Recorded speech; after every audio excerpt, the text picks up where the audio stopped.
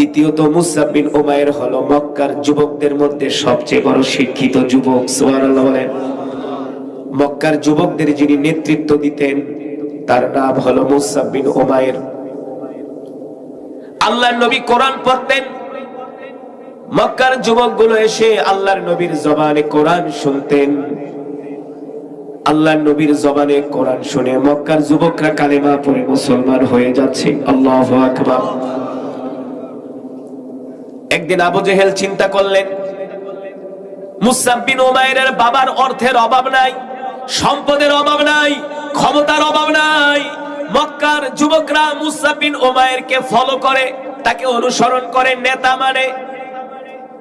যদি মুসআব বিন উমাইর মুহাম্মদের কোরআন তেলাওয়াত শুনতে যায় আর কোরআন তেলাওয়াত শুনে কালেমা পড়ে যদি মুসলমান হয়ে যায়, তাহলে তো মক্কার জমিনে একজন কাফের খুঁজে পাওয়া যাবে না।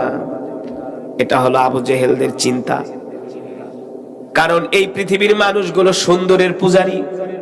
কিসের পূজারী?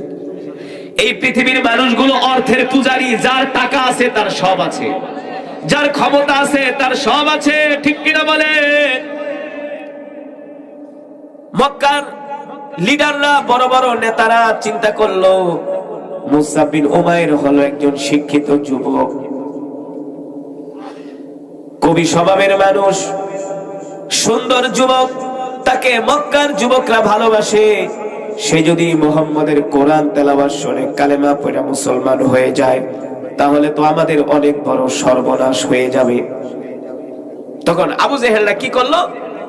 সকালবেলা মুসআব বিন উমাইরের বাড়িতে গেল। চলো আগে থেকে আমরা মুসআব বিন উমাইরকে মুহাম্মাদের বিরুদ্ধে এক গাদা মিথ্যা কথা বলে আসবো, যাতে মুসআব বিন উমাইর মুহাম্মাদের ধারে কাছেও না যায়। আবু লাহাব বলে, আবু জেহেল সুন্দর বুদ্ধি বের করছো। উতবা সাইবা বলে, আগে থেকে যদি আমরা মুসআবকে সতর্ক করি তাহলে সে মুহাম্মাদের কাছে যাবে না। চলো চলো চলো, আমরা মুসআব বিন উমাইরের বাড়িতে যায়া মুহাম্মাদের সম্বন্ধে মিথ্যা কথা বলে আসি। এবার আবু জেহেল, আবু লাহাব, উতবা সাইবারা একদিন সকালবেলা মুসআব বিন উমাইরের বাড়িতে আসছে।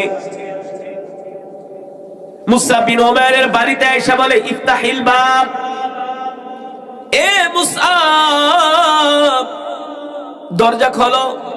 মুসআব বিন উমাইর দরজা খুলে দিল।